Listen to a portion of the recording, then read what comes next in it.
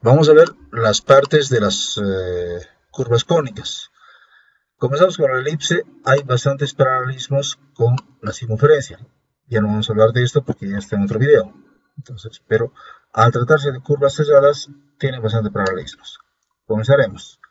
Ahí está la elipse. Entonces tenemos esta recta que se llama eje mayor. Y esta que es perpendicular se llama eje menor. Después tenemos estos puntos, los extremos del eje mayor son vértices y los extremos del eje menor también son vértices. Luego aparecen unos puntos que se llaman focos, son equidistantes a uno que está en el centro, pues por la redundancia se llama centro.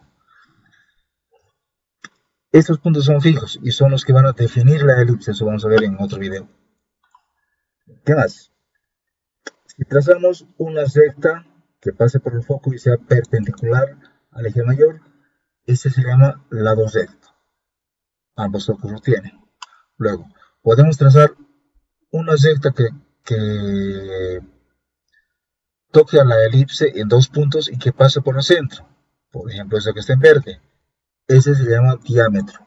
Y salta a la vista que no existe un solo diámetro. Hay infinitos. Por ejemplo, este.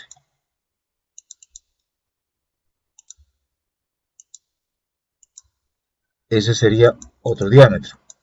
Entonces, las elipses no tienen un solo diámetro. Bien. Una recta que toque los puntos de la elipse y no pasa por el centro se llama cuerda. Este concepto es parecido a la curva de la circunferencia. Luego, una recta que corte a la elipse en dos partes, una sería esta, todo esto, y la otra sería este área, es una secante. Es parecida a la cuerda, solo que esta es una recta que corta. Después, si tomamos un pedazo de elipse, se llama arco. Sería arco de una elipse. Luego, este arco está subtendiendo un ángulo. Este ángulo se llama el ángulo central. Puede ver los que uno quiera. Y el área que delimita tanto el arco como el ángulo se llama sector, de manera análoga a circunferencia, aunque estos ya no son criterios muy utilizados. Y finalmente, el área que limita una secante con la elipse se llama segmento, también de manera análoga a la circunferencia, aunque repito, esos conceptos casi no se los usa. Vamos con la parábola. La parábola está definida por su eje y su bisectriz, y ambas son perpendiculares. Hay 90 grados entre ellas. Luego, existe un punto fijo que va a definir la parábola que se llama foco. Y si tomamos la distancia entre la directriz y el foco y la dividimos entre dos, aparece el vértice, que está ahí, que es un punto. La distancia entre el foco y el vértice, o entre el vértice y la directriz, se llama distancia focal. Es la misma, ¿no?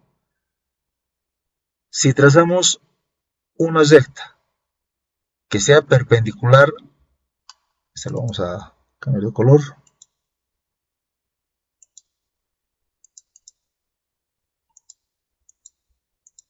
que sea perpendicular al eje e intercepte a la parábola, ese se llama lado recto. Entonces son los lados, las partes de una hipérbola, de una parábola. Eso es más sencillo que el caso anterior. Ahora sí, hipérbola. Bien, vamos a comenzar con esta línea. Es el eje focal. Y una línea perpendicular a él se llama eje normal. La intersección de ambos ejes nos da el centro. Ahora, existen dos puntos fijos que se llaman focos, vamos a ver, y son los que generan a las curvas, a las hipérbolas. Bueno, esas hipérbolas, esas curvas van a intersectar al eje focal en un punto. Ese punto se llama vértice. Aquí tenemos un vértice, acá tenemos otro vértice, que ya no puse en el texto, pero es un vértice, ¿no? ¿Qué más? ¿Qué más tenemos? Tenemos estas líneas azules que se llaman asíntotas. ¿Cuál es su definición?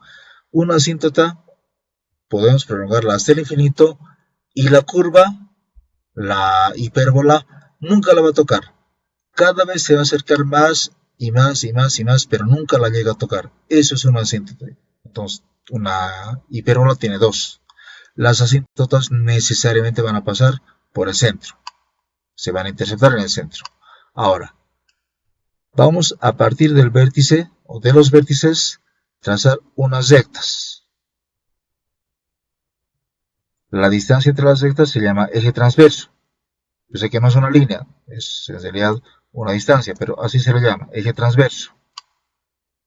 Ahora, estas líneas van a interceptar a las asíntotas en unos puntos. Interceptan aquí, en este punto y en ese punto. Si a partir de esos puntos trazamos unas paralelas al eje focal, a eso se llama eje conjugado. Que ahí está. Entonces, esas son las partes de una hipérbola. Como es una curva abierta, existen ciertos paralelismos con la parábola, ¿no? Y bueno, obviamente, en ambos casos, como último componente está la curva en sí misma. Está ahí la parábola o esta hasta acá. Que en el caso de una hipérbola, siempre van a haber dos curvas. Ambas que sean simétricas y nunca se van a tocar entre ellas, ni van a tocar a sus asíntotas. Bueno, y esas son las partes de estas tres figuras cónicas.